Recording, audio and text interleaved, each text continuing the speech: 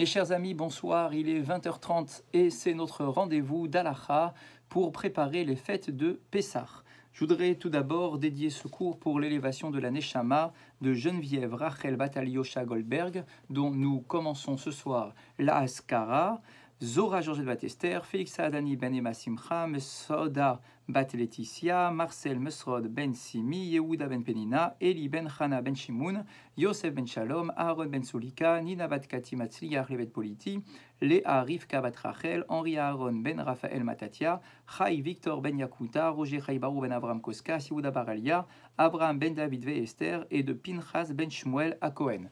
Que ces paroles de Torah aillent pour l'élévation de ces Neshamot.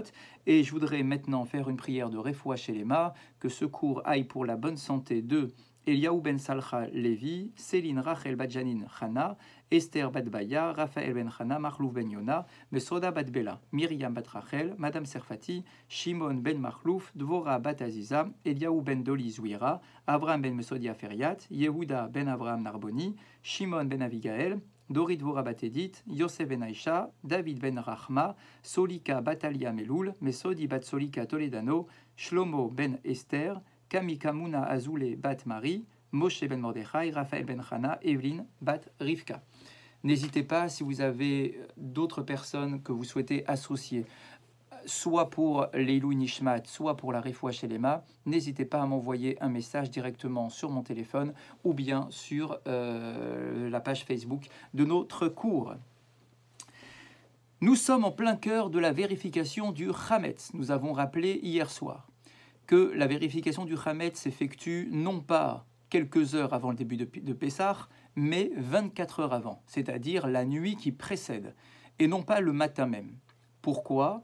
Tout d'abord parce que les gens ont plus de tranquillité d'esprit pour faire leur vérification le soir que pendant la journée. Et deuxièmement, parce que, comme pendant la nuit, il n'y a pas énormément de lumière qui vient de l'extérieur, il n'y a pas de lumière du tout. Si ce n'est la simple bougie que je tiens entre mes mains, mon regard sera beaucoup plus concentré sur les différents endroits de la pièce que je suis en train de vérifier. Alors que lorsqu'il y a beaucoup de lumière qui viennent de l'extérieur, on a beaucoup plus de mal finalement à se concentrer en un point précis. Voilà donc pourquoi est-ce qu'on le fait la veille au soir, et nous avons donc rappelé la bénédiction que nous devons réciter avant de le faire. C'est une bénédiction sur la destruction du Chametz, bien que nous ne faisions pour l'instant que la vérification et non pas la destruction, mais puisque le but de la vérification est d'en arriver à la destruction, c'est pour cette raison que la bracha que nous récitons, c'est Al Biur Chametz, sur la destruction du Chametz, et pas simplement la vérification du Chametz, puisque vérifier pour vérifier, cela n'a absolument aucun sens, mais la seule raison d'être de la vérification, c'est bien évidemment la destruction du lendemain. Quels sont les endroits qu'il faut vérifier ? Kol hamekomot animseim birshuto shel Yehudi, tous les endroits qui sont en notre possession, c'est-à-dire sur lesquels j'ai un droit de propriété, yesh rashash, et qui ont un risque que l'on puisse trouver du chametz à l'intérieur de ces endroits.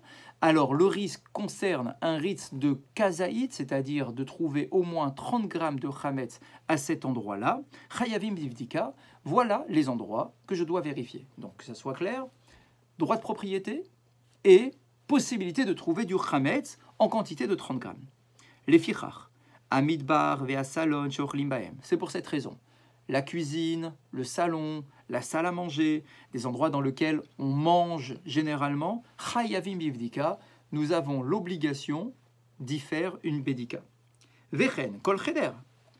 De la même façon, les chambres, marsan, les entrepôts, mirpeset, les balcons,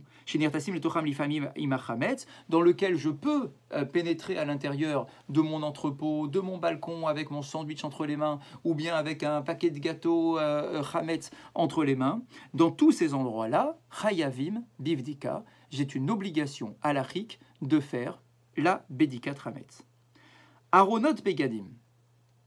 Qu'en est-il du aron, c'est-à-dire de nos armoires, les armoires dans lesquelles on range nos vêtements? Alors on pourrait se dire, et prenons le raisonnement suivant, a priori, lorsque je suis en train de manger, je n'ouvre pas mes armoires.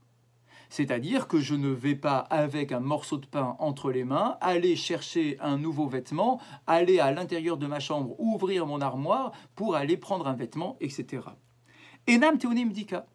Ces lieux-là, donc le placard, l'armoire, n'a pas besoin de bdika, elle n'est pas concernée par la bdika. Pourquoi? Parce qu'il n'y a pas de risque d'y trouver du chametz.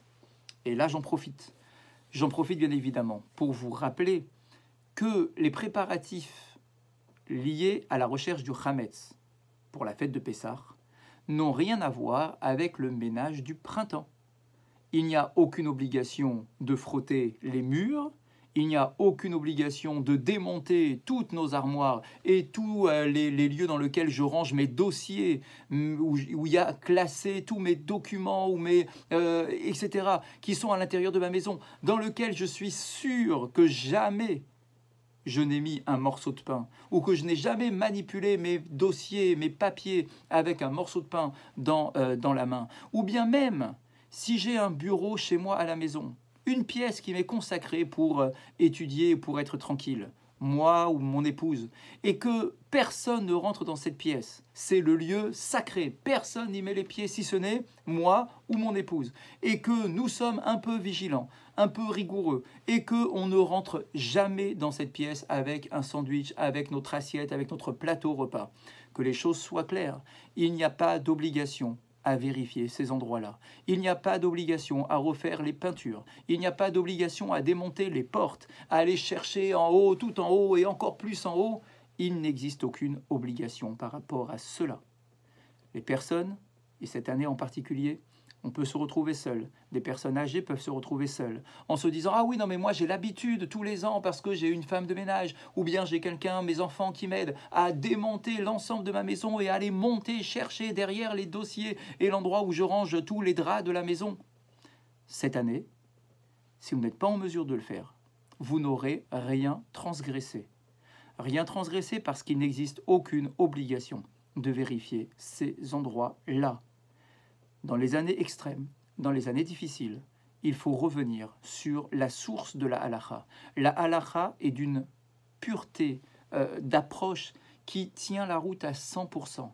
La halakha ne va jamais nous demander de faire des choses qui n'ont aucun sens, puisque le but ici, c'est de retirer le chametz, et non pas de nettoyer ma maison, et non pas de repeindre ma maison. Eh bien, restons focalisés sur le but recherché, c'est-à-dire rechercher du chametz dans les lieux dans lesquels il y en avoir. Sinon, effectivement, on ne sera pas obligé de démonter l'ensemble de la maison. Aval im yesh babayit yeladim ketanim.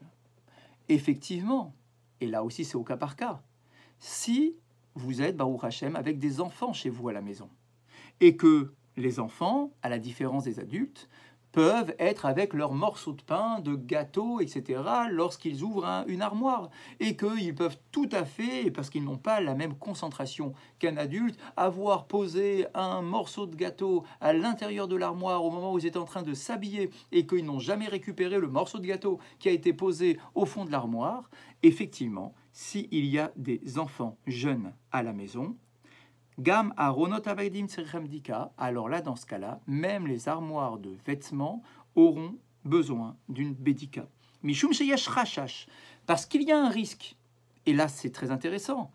Il n'y a de vérification à faire que s'il y a une certitude qu'il y ait du chametz, ou bien un risque qu'il y ait du chametz. Mais s'il n'y a aucun risque, effectivement, pas de vérification à faire.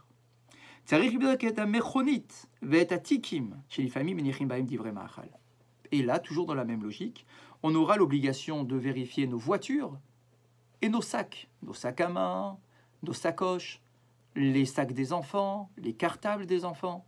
Pourquoi? Parce que là aussi, il y a une forte probabilité qu'il y ait du chametz. Je fais mes courses, j'achète une baguette en rentrant du travail, je mets ma baguette à l'intérieur de ma voiture, il peut, oui, y avoir du pain ou des maisonnottes, du gâteau, du chametz dans ma voiture. J'amène mes enfants à l'école, mes enfants peuvent avoir un goûter entre les mains lorsqu'ils sont dans la voiture et avoir donc du chametz dans ma voiture. Il en est de même pour le sac à main. Il peut nous arriver à tous, je pense, d'avoir quelque chose à grignoter dans nos sacs, sac à main, sac à dos, les cartables des enfants encore plus. Donc nous avons effectivement l'obligation de le faire.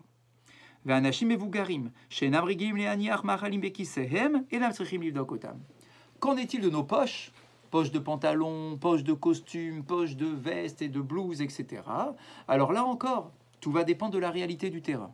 Si je suis un adulte et que je sais pertinemment que je ne mettrai jamais rien dans mes poches parce que je suis d'une rigueur terrible, alors effectivement, je n'aurai pas besoin de vérifier les poches de mes vêtements. Mais si je ne fais pas tellement attention, il peut m'arriver de mettre quelque chose dans ma poche, un maisonnote, un gâteau, un bonbon, etc. Alors là, effectivement, je dois en faire la vérification. Oulam, im kisa il a dit maktanim tzrichim livdok. Par contre, là encore, les poches des enfants, il y a une obligation de les vérifier parce que par essence, elles sont là pour porter toutes sortes de chametz qu'ils pourraient avoir entre les mains. Begadim, shekuvesu lifnei haPesach, lifnei hakvisa rukkenu et kisehem enam tzrichim bedika belel yud dalet.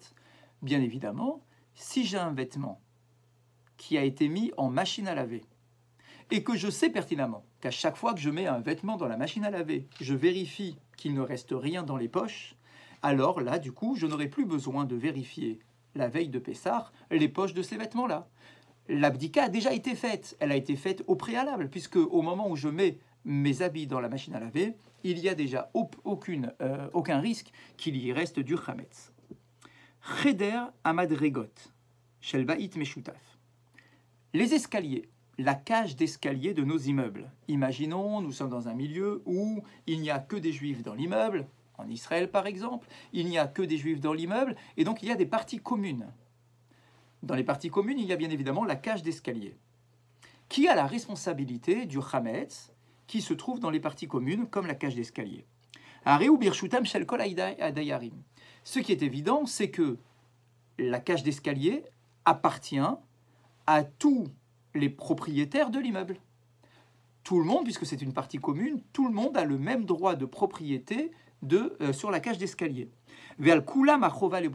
Et donc tout le monde sera concerné par l'obligation de vérifier la cage d'escalier. Alors vous allez dire, oui, mais on ne va pas tous arriver la veille de Pessah en train de chercher nos escaliers, de vider nos escaliers. Effectivement, mais il faudra que le syndic d'immeuble nomme un représentant, peut-être effectivement le syndic lui-même, pour faire la vérification de la cage d'escalier la veille de Pessah au nom de tous les propriétaires qui vivent dans cet immeuble. Chatserot, petuchot, en sarich blivdok. Si j'ai une cour qui est ouverte, alors effectivement, je n'aurai pas besoin non plus de faire une bdika à l'intérieur de la cour. Pourquoi? Parce qu'on va considérer que puisqu'elle est ouverte, cette cour, et qu'il peut y avoir du passage, il peut y avoir du vent, etc., alors le chametz qui pourrait être à l'intérieur serait complètement retiré. Mais komot mufkarim les rabim, enam tzrichim bdika. Shafim yeh baem chametz en bazé isur mipene she enam birshuto shel yehudi mesuyam. L'espace public n'a pas besoin de bdika. C'est-à-dire, là encore, imaginons le cas d'école, nous sommes en Israël, les rues de nos villes, les rues de nos quartiers n'ont pas besoin de bdika. Pourquoi? Parce que par définition, la rue n'est pas sous la propriété d'un individu en particulier. Et donc, du coup, personne ne pourrait dire, si jamais on trouve du chametz à l'intérieur de cette rue, que ce chametz appartient à tel ou tel individu et qu'il en a la responsabilité et qu'il va transgresser la fête de Pessah parce qu'il aura gardé du chametz en sa possession. La rue, le domaine public, s'appelle un hefker, c'est-à-dire c'est un lieu dans lequel, effectivement, il n'y a pas de droit de propriété. Et donc, effectivement, il n'y a pas d'obligation de vérifier les rues, même lorsque nous sommes en Israël, par l'abdikat chametz. Avec quoi devons-nous faire la recherche du chametz? On a tous l'image ancestrale du père de famille qui tient dans sa main une bougie pour faire la vérification. Et effectivement, tiknu chachamim livdok et chametz le oraner. Ce sont nos chachamim qui ont instauré cette façon de faire. Ce sont nos chachamim qui nous demandent de faire la bdika avec une bougie, à la lueur d'une bougie.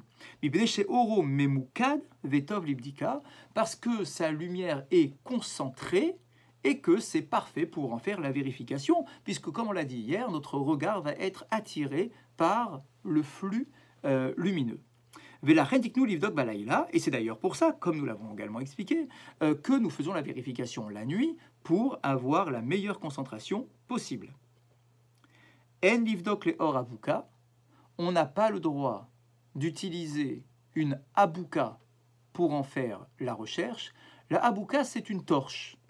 Une torche, c'est-à-dire, ça peut être une bougie, une bougie avec différentes mèches à l'intérieur de ma bougie et des mèches qui ne sont pas collées les unes aux autres. C'est-à-dire qu'il y a une séparation et que je peux distinguer différentes mèches à l'intérieur d'une même et seule bougie. Eh bien, on nous dit que je ne peux pas utiliser cette torche pour faire la vérification de mon chametz.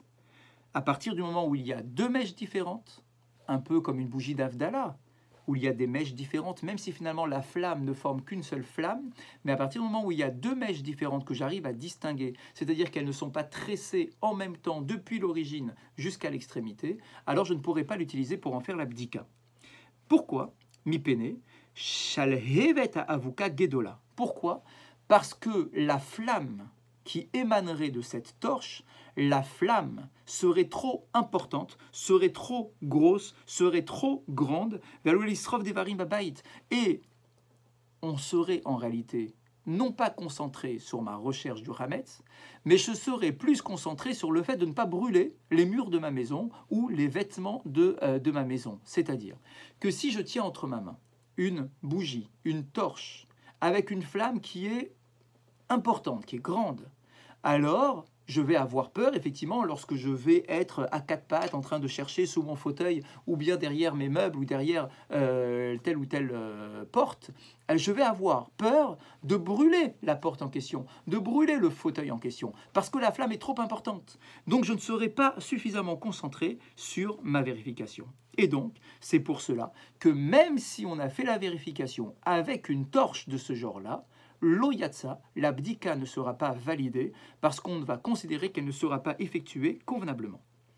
Ve'af le orner shemen en yivdok. Les nomates nous disent, même avec une flamme alimentée par de l'huile, eh bien, on ne pourrait pas non plus s'acquitter. Pourquoi ? Parce que, imaginez, là aussi c'est exactement la même situation. Si j'ai entre mes mains cet objet-là avec de l'huile à l'intérieur, une lampe à pétrole, une lampe à huile. Le risque, c'est que je ne puisse pas la manipuler convenablement.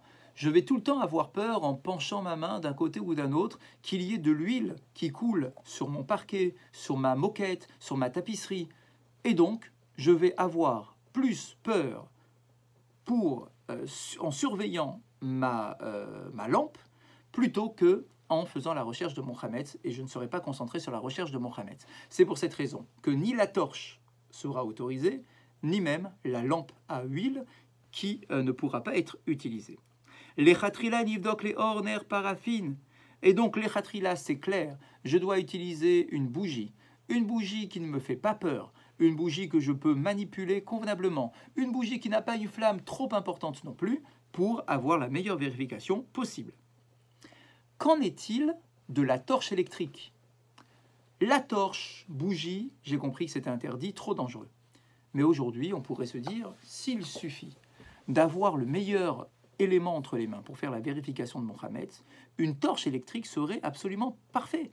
Ça serait parfait, pourquoi ? Parce que j'arrive à concentrer le flux lumineux sur un point en particulier et je ne vais pas avoir peur de brûler quoi que ce soit. Est-ce que cela sera autorisé d'après la halakha ? Les or pnas, mitzaladin mutar livdok. Effectivement, nos maîtres nous disent, nos décisionnaires affirment qu'à notre époque, d'après la halakha, on pourrait se contenter de faire la vérification avec une torche électrique. Mipene shetam atakana livdok le or aner, mipene she orom mukad, parce que, de deux choses l'une. Si on nous dit que la bougie était bien, était idéale, parce que la lumière était concentrée, eh bien, pour la torche électrique, de la même façon, la lumière est concentrée. Et même quelque part, la torche électrique serait peut-être préférable à la bougie parce que je n'aurais pas ni le risque de brûler quoi que ce soit, ni même le risque de salir quoi que ce soit avec la cire ou avec l'huile qui pourrait couler. Et si c'est en plus une bonne torche électrique, la lumière sera encore plus forte que celle de ma bougie. Alors du coup, on peut se contenter d'une torche électrique? Certains vous diraient oui, veyesh mehaderim, mais certains rabbanim nous disent effectivement, on peut s'acquitter avec une torche électrique, mais tout de même, il est conseillé de garder la tradition de nos chachamim de faire la recherche les or à ner, à la lueur d'une bougie. Il y a plusieurs raisons pour cela. Tout d'abord parce que ce sont les mots employés déjà à l'époque de la Mishnah, à l'époque de la Gemara, de garder, on va dire, le geste ancestral.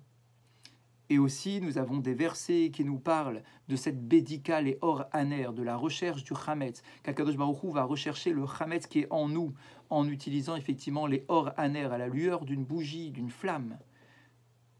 Ner mitzvah ve Torah or, il y a également cette notion-là de nous dire que ner mitzvah ve Torah or, que la bougie représente la mitzvah et que la Torah représente la lumière. Donc il y a toutes sortes de symboliques supplémentaires. D'un point de vue technique, effectivement, la torche électrique convient convenablement et totalement, mais effectivement, d'un point de vue symbolique, il est conseillé de maintenir la recherche à la bougie. Les maasé, et donc concrètement, Rachai kol adam ifror ketzad livdok, chacun pourra choisir le meilleur moyen pour faire sa bédika du chametz, et par exemple quelqu'un qui serait âgé, qui ne serait pas en mesure de le faire convenablement avec une bougie parce que sa main serait tremblante, ou bien qu'il risquerait de brûler quelque chose de la maison, effectivement, on pourrait se contenter d'une torche électrique de bonne qualité pour faire la recherche. Devons-nous tout rechercher? C'est-à-dire, est-ce qu'il y a une quantité minimale que nous devons rechercher? S'il y a quelques miettes de pain, est-ce que cela s'appelle et est-ce que cela rentre dans la définition de la recherche du chametz? Megamat abdika limtso chatichot chametz shiuram kazaït. Il est évident que le but de la recherche, c'est de se débarrasser de ce qu'on appelle une quantité suffisante de chametz, c'est-à-dire ce qu'on appelle un kazaït, l'équivalent à peu près de 30 grammes de pain. Shal chametz veshur kazaït, amuna b'makom echad shebebeto, adam over beisur balira ou balimatse. Le but étant de ne pas être en possession de chametz, l'interdit de posséder du chametz concerne un chametz qui a au moins 30 grammes. S'il n'y a même pas 30 grammes, alors ça ne s'appelle pas posséder du chametz. Aval chametz à katan, mishur kazaït, lochalisur balira ou balimatse. Si effectivement il y a moins d'un kazaït, moins de 30 grammes, l'interdit de posséder du chametz n'existe pas. Vechol makom, chez l'ifamim, נכנסים בו עם חמץ צריך לבדוק, ובבית שיש בו ילדים קטנים, צריך לחפש בכל מקום שיד הילדים מגעת. Et bien, comme on l'a dit tout à l'heure, quand on a dit qu'il faut vérifier tel ou tel endroit, à chaque fois, c'est s'il y a un kazaït, s'il y a un risque de trouver au moins 30 grammes de chametz. Ça, c'est la première opinion. Veyesh machmirim, certains sont plus rigoureux, vesovrim, et pensent, chez Magamat Abdika, chez Lo Ishaer Babaït, Shum Pirour, chez le chametz. Certains disent que non, le but de la bédika chametz, c'est pas simplement de retirer 30 grammes de chametz, c'est de rechercher et de retirer toutes les miettes de chametz que nous pouvons avoir à la maison et qui sont encore consommables. Parce que le risque n'est pas simplement d'éviter la transgression de posséder du chametz, mais il faut également prendre en considération l'interdit de consommer du chametz. C'est-à-dire que si jamais je retrouve du chametz à l'intérieur de ma maison pendant Pessah, je risque d'attraper ce chametz et de le consommer. Si, même à moins de 30 grammes, l'interdit de consommation existe. Donc même si ce sont quelques miettes, quelques petits morceaux de 10 grammes de pain, de gâteau qui sont restés quelque part dans ma cuisine ou dans un placard, eh bien, et qu'à Pessah, j'en arrive à prendre ce morceau de 10 grammes de pain et de le consommer, je transgresse effectivement la Torah. Veya avor alisur Torah, et je dois transgresser l'interdit de la Torah. Ve'av shenanashim alachilat chamesh yoru pachod mi nefat kazaït mikol makom isur achila me Torah kayam. Même si la punition de karet dont on avait parlé au tout début de notre série de cours, la punition de karet ne concerne que la consommation de 30 grammes de chametz, malgré tout, interdit de la Torah il y a tout de même, même si je consomme moins de 30 grammes de pain.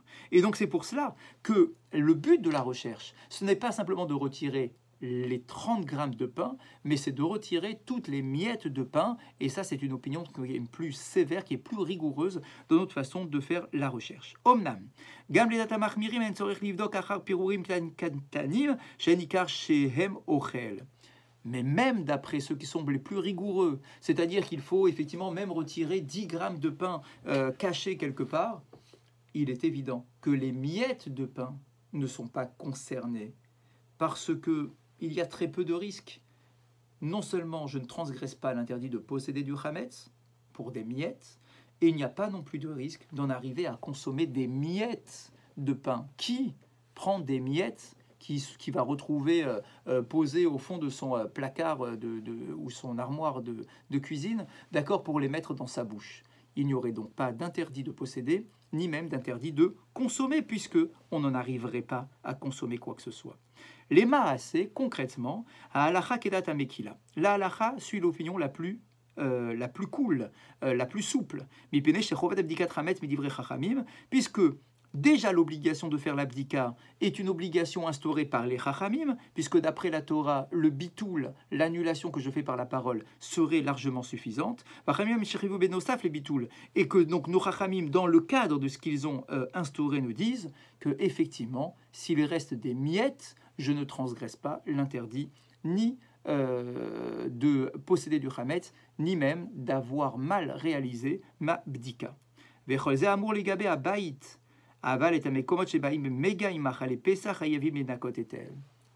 et la précision est très importante pour terminer, tout cela concerne les autres endroits de la maison. Mon salon, si je trouve des miettes de pain sur mon buffet, d'accord, personne ne va en arriver à prendre ces miettes de pain pour les manger, très certainement. De la même façon, dans ma salle à manger, etc., personne ne va ramasser par terre des miettes de pain pour les mettre dans sa bouche. Mais un placard de cuisine, dans lequel je vais entreposer mes matzot, par exemple. Alors là, par contre, je devrais faire une bdika parfaite, poussée à l'extrême, pour retirer même les miettes de pain, les miettes de farine qui pourraient y être.